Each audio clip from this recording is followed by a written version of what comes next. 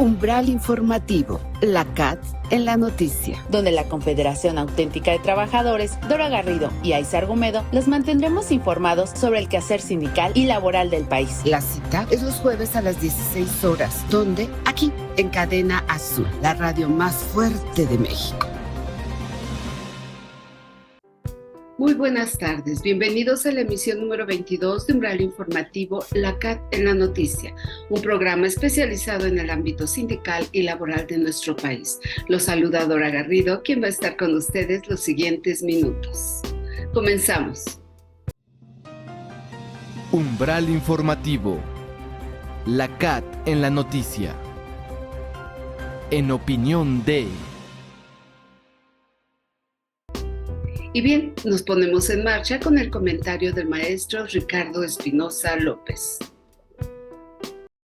Hola, ¿cómo están? En opinión de, hoy quisiera tocar un tema que es importante para los trabajadores y las trabajadoras de México, así como para la economía, y tiene que ver con el tema de salarios. Salarios mínimos, salarios contractuales, salarios profesionales, y así como los salarios que consensualmente cada una de las relaciones laborales pudiera pactar entre sí. Y hay muchos tipos de salarios. Pero algo resalta en este tema, que es la Comisión Nacional de Salarios Mínimos, la CONASAMI. Una comisión que tiene carácter nacional y constitucional, y que tiene su fundamento en el artículo 123, fracción sexta, en diversos párrafos y contenidos. También la tiene en nuestra Ley Federal del Trabajo, en el artículo 551 y demás, porque tiene varios capítulos respecto a este tema. La Comisión de Salarios Mínimos ha sido criticada ampliamente por políticos y por la sociedad en general en determinados tiempos y momentos. E incluso los grupos que están en el poder en este momento y otras partes de la sociedad hace unos años pidieron la desaparición de la misma porque se decía que no cumplía con su finalidad de aumentar salarios, sobre todo los salarios mínimos, porque se decía que estaban muy bajos y esta comisión no cumplía su función. Finalmente, lo que estamos en presencia es de una ignorancia de los políticos, tanto los que están en el poder como aquellos que se expresaban de esta manera. Y no es que la Comisión de Salarios Mínimos no quisiera o no pudiera aumentar los salarios mínimos, porque sí. Si bien es cierto que en la Constitución tenemos una definición política de lo que puede ser el salario mínimo, y nos dice que los salarios mínimos generales deberán ser suficientes para satisfacer las necesidades normales de un jefe de familia en el orden material, social y cultural, y para promover la educación obligatoria de los hijos, entre otras cuestiones. Lo que tenemos aquí es una declaración de carácter político, y todos sabemos que los salarios tienen que ver con el mundo económico, no solamente con el aspecto político. Ojalá lográramos un salario ideal, no solo mínimo, sino integral o más allá de ello, para que todo el mundo pudiera vivir adecuadamente. En ese rubro, muchos políticos solicitaron la desaparición incluso de la Comisión de Salarios Mínimos con iniciativas de ley, proponiendo diversas cuestiones. Lo que no sabían esos políticos, o ignoraban, o hacían creer que no sabían, es que había muchísimas disposiciones de carácter federal y local que se vinculaban con el salario mínimo, que al subir el salario mínimo iba inmediatamente a impactar en todos esos conceptos de carácter local y federal, y entre otras cosas descomponer los presupuestos del aparato oficial y también crear una inflación que quizás no se pudiera controlar. Sin embargo, al seno mismo de la Comisión de Salarios Mínimos se llegaron a diversos acuerdos, donde entre ellos fue crear una subcomisión que propiciara esta desvinculación hasta lograrlo en una reforma constitucional donde desaparece esta vinculación, y ahora sí, a partir de cierta época estamos en condiciones de aumentar el salario mínimo en nuestro país. Sin embargo, pues se han venido dando ciertos aumentos que ahora de pronto, aunque digan que no son inflacionarios, sí lo son, han traído consecuencias importantes por un lado positivo y ahora de presión, porque estos salarios que han venido aumentándose pues vienen presionando lo que conocemos como salarios contractuales, es decir, aquellos que están pactados en los contratos colectivos de trabajo o aquellos consensuados entre las partes que tienen una relación individual que no es colectiva, e incluso en el mercado común laboral. ¿Por qué? Porque el salario mínimo ha venido subiendo de una manera que va alcanzando este tipo de salarios en el mercado laboral.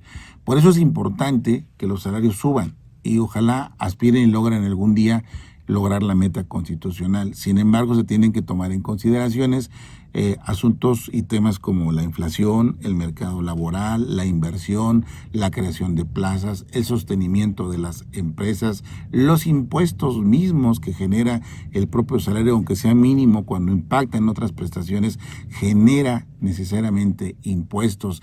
Hay una serie de factores, multifactores diría yo, que inciden que el salario debe ser vigilado, administrado,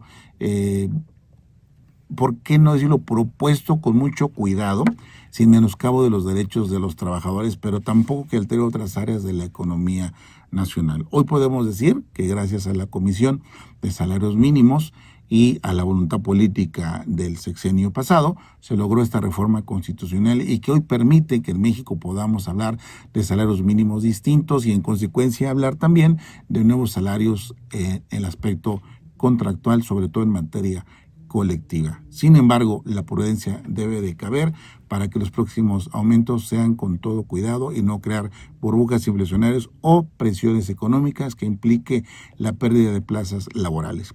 Recientemente se acaba de celebrar la convención del sector obrero, de previos requisitos y procedimientos marcados por la ley, y acaba de ser electa un nuevo consejo general de la comisión que durará 4 años más y asumen la responsabilidad en su momento de vigilar adecuadamente el manejo de los salarios mínimos generales y profesionales en nuestro país, porque no pueden ser decisiones políticas, sino tienen que ser decisiones que tengan que ver con la economía y con el desarrollo del país, claro, siempre en beneficio de los trabajadores. Gracias.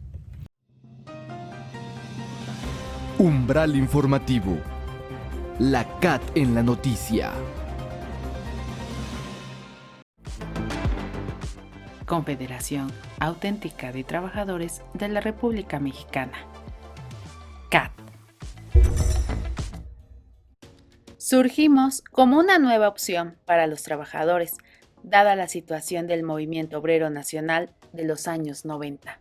Uno de nuestros valores, desde que nacimos, como central es la inclusión. Para nosotros, la equidad de género, paridad e igualdad no han sido ningún problema. Tan es así que somos la primera organización que fue representada por una mujer, la licenciada María de Jesús Rodríguez Vázquez. Hemos avanzado en todo el país porque hemos tenido resultados. ¿Por qué hemos crecido? Porque hace años encontramos una fórmula para regresar al sindicalismo verdadero, que son los trabajadores. ¿Y qué es eso? Los valores de las personas, en este caso, de los trabajadores que todos los días dan el esfuerzo para que México produzca. ¿Qué es lo que hacemos? Respetamos a los trabajadores en sus derechos individuales y colectivos. Respetamos la autonomía, la libertad sindical para poder agremiarse o no para poder hacer sindicalismo. Nosotros no queremos a nadie a la fuerza en la CAT. Queremos que los que estén convencidos de estar en la CAT, porque somos una verdadera opción sindical. Todo esto lo hacemos para trascender, para crearles a los trabajadores mexicanos una verdadera opción sindical, más allá del sindicalismo tradicional. Procuramos que predomine la unidad, pero respetamos los derechos políticos, respetamos el sindicalismo tradicional, sabemos de su trayectoria y desarrollo, pero también nosotros queremos una opción para el México actual, para el México moderno y para el México del futuro. Confederación Auténtica de Trabajadores de la República Mexicana. CAT. Umbral informativo. La CAT en la noticia. La entrevista.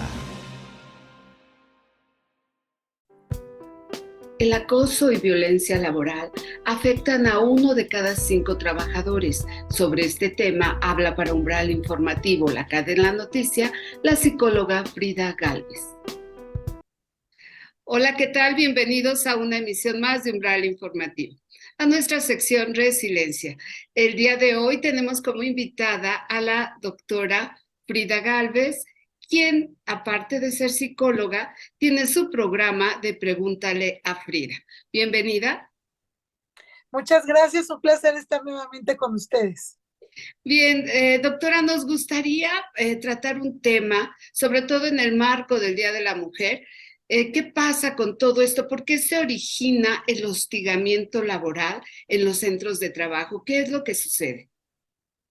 Bueno, antes que nada, quisiera mencionar que esto es algo ilegal y que por lo tanto debe de denunciarse, ¿sí? Porque a veces por miedo o se normaliza y no se denuncia. Se cree que es parte normal del trabajo. Este hostigamiento o acoso laboral, que no es lo mismo, también quiero mencionar cuál es la diferencia, se da en 3 niveles. El acoso laboral se da en el mismo nivel, es decir, entre compañeros, ¿sí? En el mismo nivel de jerarquía. Y el hostigamiento laboral se da del superior o del jefe, del patrón, del dueño, hacia el trabajador o el empleado. Okay. Esos serían los 2 niveles en los que se da. Y el tercero, que también puede darse del empleado hacia el superior, en menor frecuencia, pero también se llega a dar. Ok. En este caso, por estas etapas, digamos, existe también otra que es de violencia, ¿no? Otra de las etapas. No sé si es en el acoso o en el hostigamiento. Bueno, en los dos se tratan de conductas en donde se va a molestar, a intimidar, a agredir al trabajador, ¿sí? A mermar su rendimiento y su autoestima con un objetivo muy claro, que es el que el trabajador llegue a su límite y diga, me voy, renuncio, y justamente lo que se está buscando es la renuncia del trabajador para evitar pagarle la liquidación, para que el trabajador, estando harto de lo que está viviendo, diga, me voy, firmo mi renuncia y solamente acepte el finiquito y ya no la liquidación la pierde. Y ese es el objetivo principal del hostigamiento laboral, justamente. Ok, en el caso del acoso, ¿sí es exclusivamente sexual o también puede ser por cuestiones de laborales, digamos? Ah, no, no, claro, puede ser sexual o laboral, ¿sí? Yo ahorita lo que les estoy comentando justamente es laboral, ¿sí? Pero también se da eh, sexualmente. Claro. ¿Qué es lo que pasa cuando existen trabajadoras que realmente siguen soportando, duran años soportando ese acoso, ese hostigamiento? Psicológicamente es una violencia. ¿Qué es lo que pasa con esas trabajadoras?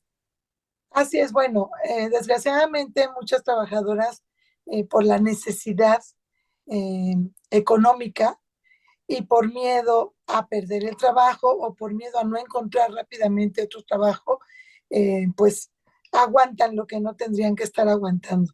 No lo denuncian y permanecen ahí por mucho tiempo, pues tolerando toda esta situación.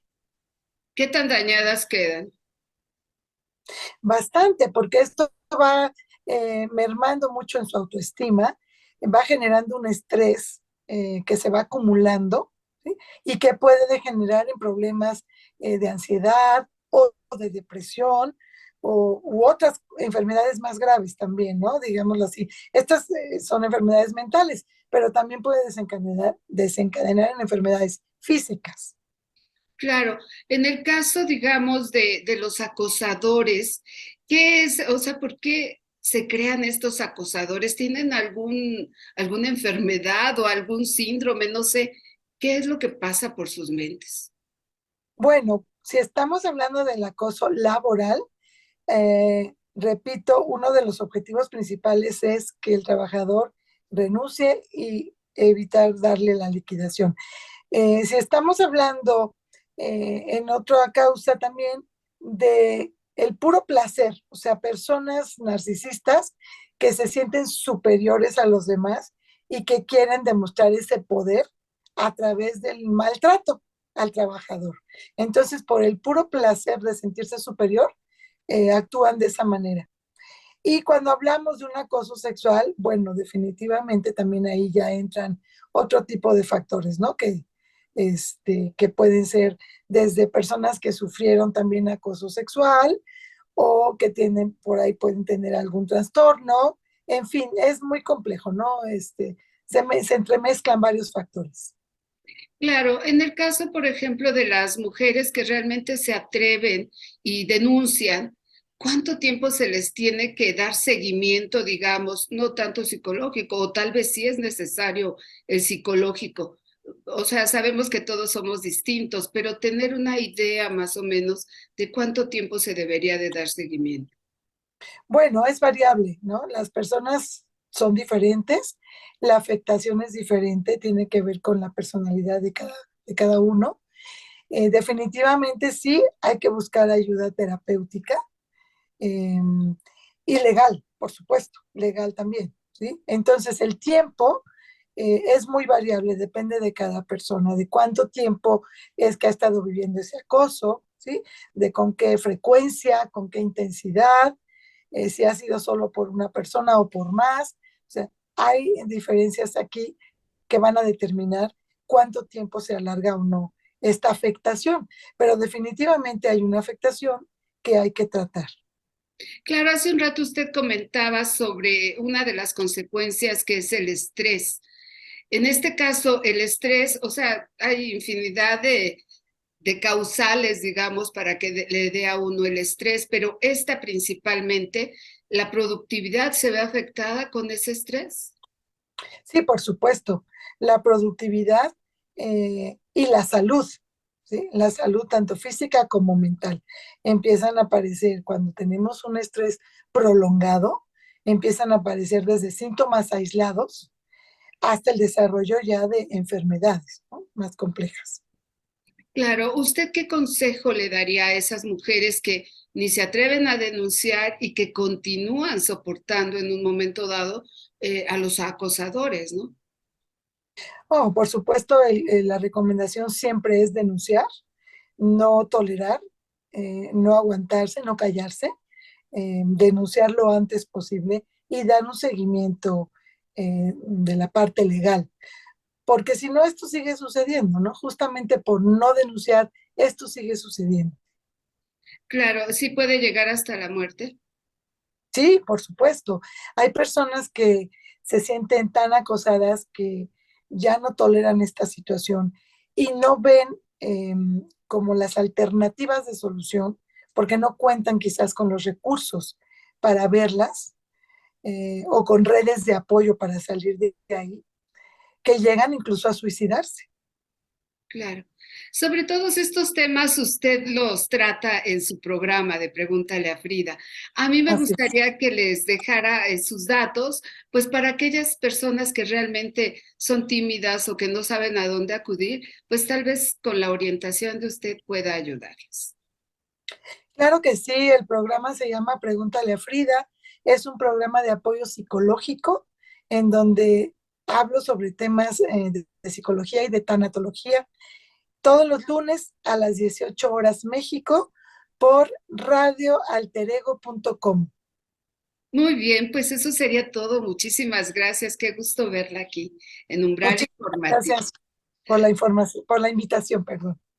Claro que sí, muchísimas gracias y seguimos en contacto. Claro que sí, un gusto. Gracias y a Hasta luego. nuestro auditorio, pues nada más decirles que continuamos. Gracias. Umbral Informativo. La CAT en la noticia. Una grana cochinilla da un colorante 100% natural que se obtiene de los cuerpos secos del insecto Dactylopius coccus. Conozcamos su proceso de crianza. Pequeños insectos que parasitan los nopales y de los que al morir y secarse se obtiene el ácido carmínico, colorante rojo, que se utiliza para la industria textil, gastronómica y en el arte. Nos referimos a la grana cochinilla fina, ya que se sabe que existen dos tipos, la silvestre y la fina. Esta última se distingue porque su colorante es de buena calidad y alta concentración. Para comenzar, el ciclo de la grana dura aproximadamente 90 días. Desde que nosotros infestamos la penca hasta que la grana tiene un tamaño y ya se ha desarrollado biológicamente. Nosotros el manejo que hacemos es poner esta penca aquí. Esta penca ya más adulta comienza a poner huevecillo. Entonces el huevecillo cae por gravedad cae e infesta estas pencas, con la finalidad de que en esas 48-72 horas el huevecillo o la ninfa ya se haya pegado a la penca. Cabe resaltar que la materia prima de la producción de la grana son las pencas de nopal. Realmente la plantación es uno de los factores importantes para poder garantizar que el proceso de la grana va a tener un éxito de ácido carmínico, que es lo que buscamos principalmente. Realmente la variedad que estamos utilizando es Atlisco, ¿sí? Se le conoce con otros nombres, pero principalmente esa es la variedad que estamos utilizando nosotros. Más allá de esa variedad, yo siento que los valores que le da a la penca son los nutrientes que le damos como de nutrición a la plantación. Mes a mes se hace una recolección de más de 100,000 pencas para meter al invernadero. El tiempo de vida que tiene la penca para meter al invernadero es no más allá de entre 3 y 4 meses, con la finalidad de que sea una penca joven, con nutrientes, con una cutícula muy fina, para que a su vez la grana pueda pegarse lo más fácil posible. Hay que señalar que las palomillas se adhieren a la penca y forman un capullo, y a los 50 días sufren metamorfosis, convirtiéndose en maripositas, que al desprenderse de la penca fecundan a la cochinilla hembra y a los 3 o 4 días mueren. Para cosechar la cochinilla grana se utiliza una brocha ancha, con la que se desprende y recoge en un recipiente. Una vez cosechada, tarda de 5 a 6 días. ¿En qué va a consistir? Sí, en el calor o en la radiación que estemos percibiendo y en qué tanto tiempo la estemos moviendo, porque entre más la movamos más rápido se va a marear y va a morir más rápido por estrés va a morir más rápido porque la estresamos. Ya la empacamos en bolsas plásticas transparentes. ¿De qué capacidad? De 5, de 10. Cabe mencionar que para poder hacer un negocio noble, Eric cuenta con mano de obra femenina en un 90%, lo que le ha redituado que el invernadero de cochinilla grana produzca 3 toneladas anuales con una calidad arriba de los 24 grados de ácido carmínico. Umbral informativo. La CAT en la noticia. Te paso el dato. Como parte de los festejos del 20º aniversario del Encuentro Nacional de Yoga en Cancún 2023, el Instituto Mexicano de la Yoga realizó eventos tanto en la Ciudad de México como en Cancún. Escuchemos a Aiza Argumedo. ¿Sabías que el 20% de las enfermedades provienen de nuestro estilo de vida? Es por eso que el yoga es una gran herramienta para reducir el estrés a nivel físico, mental y emocional, de acuerdo a la información proporcionada por la OMS, el Instituto Mexicano de Yoga y el Consejo de Promoción Turística de Quintana Roo presentan la 20ª edición del Encuentro Nacional de Yoga Cancún 2023. Es así que en el marco de la celebración del Día Internacional del Yoga, el Instituto Mexicano de Yoga, el Consejo de Promoción Turística de Quintana Roo, Cancún y Sabino Producciones presenta la 20ª edición del Encuentro Nacional de Yoga, por primera vez, el cual se llevará a cabo en Cancún, del 10 al 12 de noviembre. En tanto, en la Ciudad de México se realizará el encuentro de yoga los días 7 y 8 de octubre, con la finalidad de fomentar el yoga, ya que es una actividad para adultos y niños. Todo esto se realizará en apoyo por el Consejo de Promoción Turística de Quintana Roo como parte de la Alianza Turística y Cultural.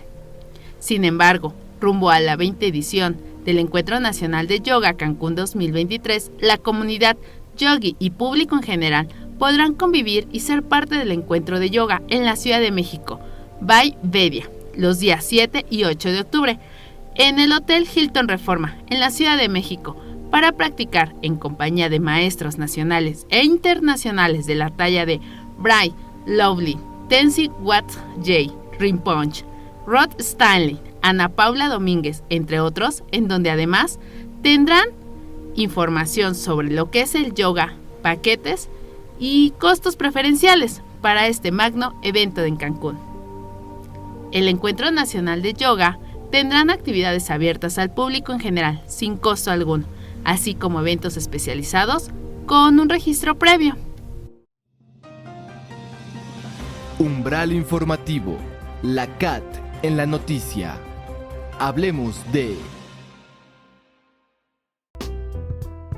La siguiente información versa sobre el proyecto internacional de caminos protegidos de implementación en El Salvador, Guatemala, Honduras y México, de atención a personas migrantes. Escuchemos. Con el fin de mejorar la atención y promover un enfoque de género en el contexto de la crisis migratoria en Centroamérica, los organismos Plan International, Child Fund y Educo implementaron acciones mediante el programa Camino Protegido. El proyecto Camino Protegido tiene como objetivo brindar apoyo y protección a niñas, niños, adolescentes y familias en El Salvador, Guatemala, Honduras, México, en un contexto donde la crisis migratoria afecta especialmente a la niñez migrante. El coordinador regional de Camino Protegido, Pierre Popiot, destacó la importancia de trabajar en conjunto, pues enfatizó, independientemente de su estatus migratorio, que deberían poder vivir donde puedan ejercer todos sus derechos. Por su parte, Celia Ortiz, líder del Child Fund, comentó que entre los resultados alcanzados por el programa está la estrategia adoptada para disminuir la brecha en el acceso a servicios, particularmente en la salud, en apoyo psicoemocional y psicosocial. Cabe mencionar que en el 2022 se reportó el ingreso de 163,773 personas migrantes procedentes de Centroamérica, de acuerdo al gobierno mexicano, de las cuales más de 11,000 eran niñas y niños menores de 17 años que viajaban sin compañía alguna. Ante esta situación, el proyecto formuló una serie de recomendaciones dirigidas a mejorar la atención a estas personas, especialmente a niñas y mujeres jóvenes. Las normas de género, la discriminación basada en su sexo y edad, la violencia y la escasa disponibilidad de servicios siguen representando importantes obstáculos. Es por esto que la recomendación que se hace desde el proyecto tiene un fuerte enfoque de género y enfocado en reforzar los servicios de asistencia, fomentar la capacidad de los sistemas de protección de la niñez y sensibilizar a la población sobre migración y apoyo a la reintegración. Lo cierto es que las acciones en Caminos Protegidos contribuirán a una atención inclusiva, sensible al género y respetuosa de los derechos humanos. Umbral informativo, la CAT en la noticia. El acontecer de la reciente elección de representantes del Consejo de la Comisión Nacional de Salarios Mínimos, CONASAMI, para el periodo 2023-2027, a continuación. La Comisión Nacional de los Salarios Mínimos, CONASAMI, nace a partir de la reforma laboral que entró en vigor en 1962. La CONASAMI es un organismo público descentralizado que tiene como objetivo fundamental cumplir con lo establecido en el artículo 94 de la Ley Federal del Trabajo. Como órgano tripartido, lleva a cabo la fijación de los salarios mínimos legales, procurando asegurar la congruencia entre lo que establece la Constitución Política de los Estados Unidos Mexicanos con las condiciones económicas y sociales del país, propiciando la equidad y la justicia entre los factores de la producción en un contexto de respeto a la dignidad del trabajador y su familia, teniendo como visión fijar y revisar los salarios mínimos generales y profesionales, procurando asegurar la congruencia entre lo estable, la Constitución Política de los Estados Unidos Mexicanos y las condiciones económicas y sociales del país en un contexto de derecho del trabajador a una vida digna. La CONASAMI se conforma de manera tripartida por 11 representantes, propietarios de los trabajadores y patrones, 11 suplentes y la representación gubernamental. Con esta conformación se busca garantizar la participación activa, la discusión y el análisis para la adecuada fijación salarial. Recientemente se realizó la convención para la elección de representantes del Consejo Nacional de Salarios Mínimos, periodo 2023-2027. Este periodo estará conformado por 11 mujeres y 13 hombres. Durante la inauguración se contó con la presencia del doctor Luis Felipe Mungía Corella, titular de la Comisión Nacional de los Salarios Mínimos, y Alejandro Salafranca Vázquez, jefe de la Unidad de Trabajo, quien afirmó que un 90% nada menos del poder adquisitivo del salario mínimo como uno de los baluartes y pilares de la política laboral. Por otro lado, aseguró que se sabrá actuar responsablemente. Imbuidos del espíritu de estos últimos años, los montos del incremento del salario mínimo general y los salarios mínimos profesionales para el periodo que dure su encargo, un periodo importantísimo del 23 al 27, pues la seguridad de que buscarán, como se ha intentado y se ha conseguido prácticamente siempre, el consenso que permita velar en todo momento para resarcir el históricamente mermado poder adquisitivo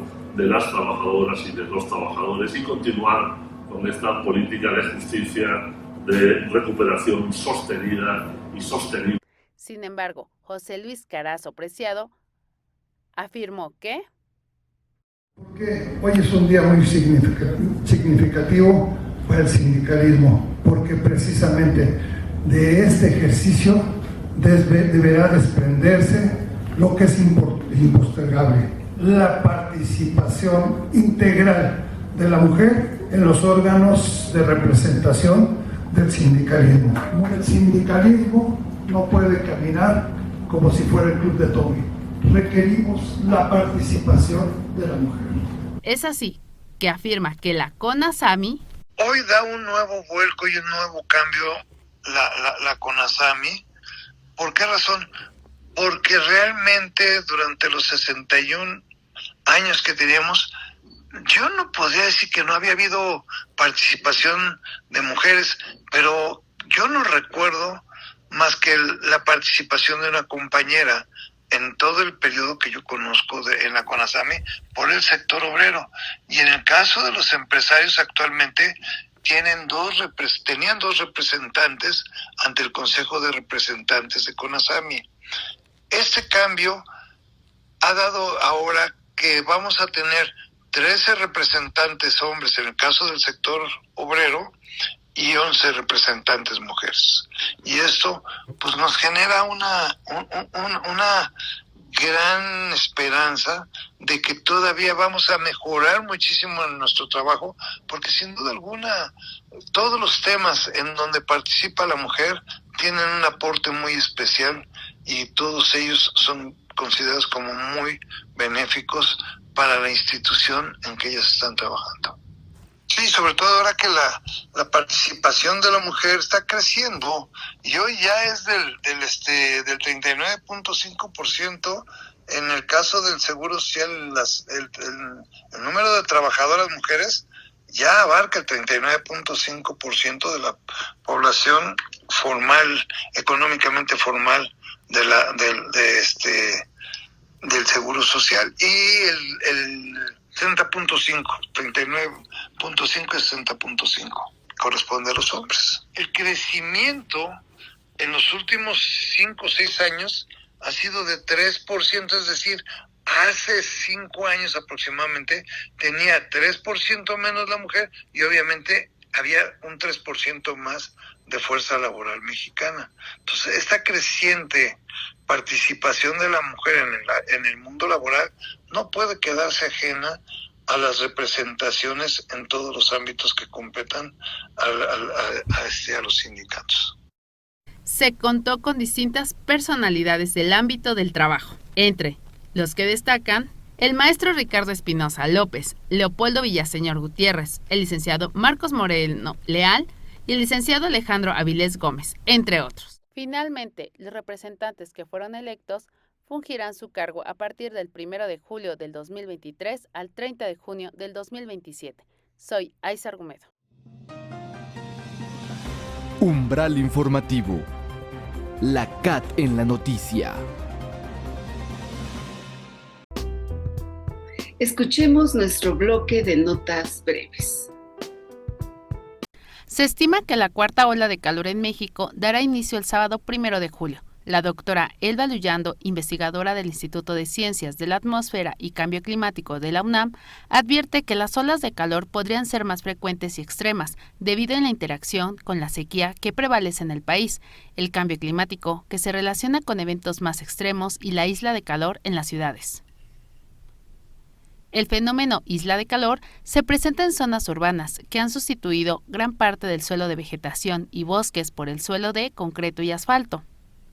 Tenemos que tomar en cuenta que las personas de la tercera edad y los niños son la población más vulnerable a sufrir deshidratación, ataques cardíacos, daño cerebral y mortalidad por el golpe de calor, como se le llama al aumento rápido de la temperatura corporal durante la permanencia en exteriores o mientras se realizan actividades en días calurosos. Es así que se recomienda vestir con ropa de colores claros, mantenerse hidratado y evitar la actividad física al aire libre. Sin embargo, la doctora Emi Kassoff del Sistema de Salud Global Cleveland Clinic plantea que los productos como el maquillaje con protector solar incorporado y las sombrillas pueden no ofrecer el nivel de protección necesario contra los rayos dañinos del sol, por lo que se aconseja a las personas que sigan un enfoque más integral. Lo que sí podemos realizar es aplicar protector solar con al menos SPF 30 y un maquillaje con SPF 30 juntos que suman la protección que se necesita. Es así que si una persona está usando maquillaje SPF por la conveniencia de aplicar menos productos, probar un bloqueador solar teñido a base de minerales. La compañía Unilever del sector de bienes de consumo reafirma su compromiso de contribuir a un mundo más justo y socialmente inclusivo. Como parte de esta misión, la compañía se enorgullece en destacar sus iniciativas que promueven la diversidad, equidad e inclusión y que permiten el desarrollo pleno de todos sus colaboradores, sin importar su raza, género, edad, color de piel, orientación sexual, identidad de género, discapacidad o clase social. En el marco del Día Internacional del Orgullo, celebrado en junio desde 1970, Unilever destaca las acciones que ha llevado a cabo para respetar a la comunidad LGBT. Estas acciones se enfocan especialmente en todos los miembros de su cadena de valor, con el objetivo de crear espacios seguros en los que todos sus colaboradores puedan desempeñar sus actividades con libertad y sin temor a la discriminación. Ha sido una de las empresas en Latinoamérica en manifestar una postura energética contra la discriminación por orientación sexual a través de su alianza con la organización It Gets Better México. Mediante una campaña contra la homofobia, Unilever ha dejado claro su compromiso con la inclusión y el respeto. Además, durante los últimos 6 años ha sido reconocida con el índice de HRC Equidad MX, realizado por la Fundación Humana Rise Camping, por ser una empresa en políticas y prácticas inclusivas para la comunidad LGBT. El trabajo de monitoreo de la biodiversidad que realiza la Secretaría del Medio Ambiente, SEDEMA, de la Ciudad de México, en las áreas naturales protegidas se realiza desde el año 2021. Esto ha permitido detectar especies que antes no se veían con facilidad, lo que representa un indicador de ecosistemas sanos. Esto se suma a las brigadas del programa Empleos Verdes de la Secretaría del Trabajo y Fomento al Empleo capitalino. Es así que jóvenes y adultos mayores que formen parte de Empleos Verdes visitan las áreas naturales protegidas, La Loma, Desierto de los Leones, Cerro de la Estrella, Bosque de Tlalpan y Parque Ecológico de la Ciudad de México. Monitorean especies de flora y fauna, lo que reforzará las acciones que actualmente realiza la SEDEMA en materia de conservación. Por otro lado, Adriana Mora Carrillo, técnico operativo del Parque Ecológico de la Ciudad de México de la Secretaría del Medio Ambiente, explica que actualmente el programa Empleos Verdes funge una función muy importante al permitir que grupos de ciudadanos apoyen en la realización de los monitoreos en campo, en donde se genera también un proceso de conciencia en favor de la sustentabilidad, en favor del medio ambiente de nuestra ciudad. y que genera beneficios para la comunidad, el medio ambiente y el empleo digno. Las microempresas y las pequeñas empresas, pymes como se les conoce por sus siglas, y las cuales se definen como empresas de menos de 50 trabajadores, incluidos los trabajadores por cuenta propia, constituyen la gran mayoría de ocupación en muchos países. La proporción supera el 90% de todos los trabajadores en la mayoría de los países de África Oriental, Central y Occidental, y Asia Meridional, y más del 80% en la mayoría de los países del sudeste asiático, Asia Central y Occidental, y los estados árabes. En América Latina y el Caribe, las microempresas y las pequeñas empresas representan desde el 52% de ocupación en Chile hasta más del 90% en Bolivia y Honduras, pero incluso en Europa y otras economías de renta alta, representan más de la mitad del total de ocupación. Esta prevalencia generalizada en todo el mundo pone de relieve las más importantes oportunidades de empleo generadas por las microempresas y las pequeñas empresas en casi todos los sectores económicos. Las pequeñas y medianas empresas son vitales para lograr empleo productivo y trabajo digno. Representan 2/3 de todos los puestos de trabajo en el mundo y generan la mayor parte de nuevos empleos. La promoción de las pymes ha sido desde hace tiempo una prioridad para la OIT, que colabora con gobiernos y organizaciones de empleadores y de trabajadores para activar todo el potencial de las pymes, para generar trabajo decente y contribuir a un crecimiento centralizado en las personas, ecológico e integrador.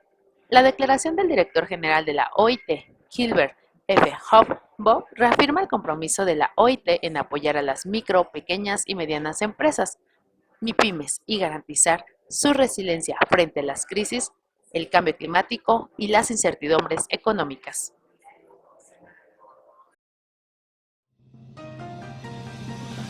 Umbral informativo. La CAT en la noticia. Y bien amigos, hemos llegado al final de nuestra emisión del día de hoy, pero antes de despedirnos, les damos las gracias al maestro Ricardo Espinosa, secretario general de la CAT, por las facilidades para la realización de este programa, y les recordamos que los esperamos la próxima semana aquí en Cadena Azul, la radio más fuerte de México. Se despide de ustedes Dora Garrido. Hasta la próxima. Confederación Auténtica de Trabajadores de la República Mexicana. CAT. ¿Qué tal? ¿Cómo están? Quiero aprovechar la oportunidad de este día que es muy importante para mí, saludarlos a todos ustedes y hacer algunos comentarios y remembranzas sobre cómo surgió la organización que hoy presido, que es la Confederación Auténtica de Trabajadores de la República Mexicana, la CAT. Como ustedes sabrán, pues ahí por el año de 1998, que vamos a hacer un poquito de historia muy rápida, había inquietudes de diversos dirigentes en todo el país sobre el modelo sindical que prevalecía en aquel entonces. Y nos agrupamos, sobre todo en el estado de Veracruz, algunos sindicatos, algunos líderes, y formamos lo que denominamos el movimiento democratizador en aquel entonces, que dio como origen de manera muy rápida a la Federación Auténtica de Trabajadores del estado de Veracruz. Esta situación fue creciendo porque no nos sentíamos representados por los líderes de aquel entonces. Además venía cambiando el modelo económico del Tratado de Libre Comercio, y para el año 2000 surgió un cambio muy importante en el país, sobre todo carácter político. El PAN desbanca al PRI y se siembra una serie de esperanzas, y para ese entonces ya habíamos formado varias federaciones estatales, la Federación Auténtica de Trabajadores de la República Mexicana, y pudimos en ese entonces formar la Confederación Auténtica de Trabajadores, siendo la primera central de este siglo, con una innovación en el discurso, con la formación de nuevos cuadros, con nueva sindicalización, con capacitaciones, con visión de futuro, con inclusión, con la perspectiva de género, que por cierto para muchos hoy es novedad y para nosotros simplemente fue parte de nuestro quehacer diario.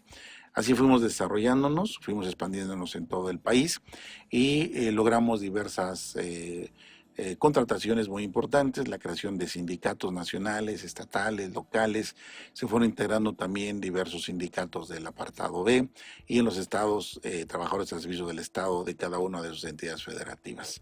Hemos ampliado todas nuestras ramas industriales, nuestros radios de acción, contamos con un número muy importante ya de membresía en todo el país, y así fuimos creciendo y logramos también formar la Alianza Sindical Mexicana, que también presidí en la primera ocasión, Después la licenciada María Jesús fue quien la presidió en otra ocasión, y hoy con vigencia plena. Así nos integramos también a los trabajos de la OIT, posteriormente a la Comisión Nacional de los Salarios Mínimos, y también hemos formado lo que conocemos la UNASIN, la Unión Nacional de Sindicatos Mineros. Formamos parte de las alianzas de los sindicatos de embotelladores para la defensa de la contratación colectiva y el sindicalismo. También hemos formado otras organizaciones distintas en alianza con diversos sectores. Hemos llevado una excelente relación con las empresas, con los gobiernos en turno, tratando siempre de buscar el equilibrio de los factores de la producción, respetando los intereses individuales y colectivos de los trabajadores en todo momento, abriendo la oportunidad para votar y ser votado. Y hoy obviamente hacemos gala y uso del el derecho de los trabajadores del voto personal, libre, directo y secreto. Hoy estamos ya en una nueva política con el TEMEC, un nuevo Tratado de Libre Comercio, que ha impuesto reglas de carácter jurídico laboral a los sindicatos, que ha cambiado el mundo del trabajo desde el punto de vista jurídico, una reforma constitucional y después una reforma laboral que nos depara nuevos retos y grandes cambios y en este presente y en el futuro. Para mayo del 2023 vendrán nuevos retos donde los sindicatos, la CAT en particular, tendrá que verse de una manera distinta. Habrá un nuevo escenario sindical, habrá nuevos actores jugando en el ambiente sindical. Desaparecerán muchos contratos colectivos simulados, desaparecerán también muchos sindicatos de papel y serán muchos líderes que nunca fueron líderes sindicales, simplemente usurparon las posiciones, chantajeando, amenazando y demás. La CAT no se dedica a eso. Viene un sindicalismo de transformación, un sindicalismo democrático, transparente, un sindicalismo incluyente, que para nosotros no resulta novedoso. Un sindicalismo que respete la ley, un sindicalismo que capacite a los trabajadores y a las trabajadoras, cualquiera que sea el gremio o la radio de acción o el trabajo que se desempeñen, viendo hacia el futuro. Así que yo en este pequeño mensaje que les doy veo que la CAT saldrá bien, saldrá adelante, se fortalecerá, crecerá como ha venido siendo y como podrán ver nos hemos venido renovando en todos los aspectos a través de los años en el país. Entre ellos la parte jurídica, la parte de liderazgo, las nuevas contrataciones a manera de contratación colectiva, también la formación y creación de sindicatos que estamos con miras hacia el futuro.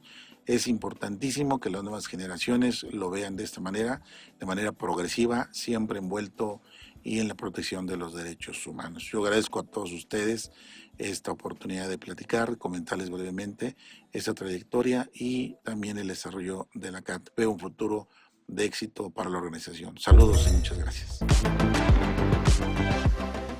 Confederación Auténtica de Trabajadores de la República Mexicana, CAT. Umbral informativo. La CAT en la noticia.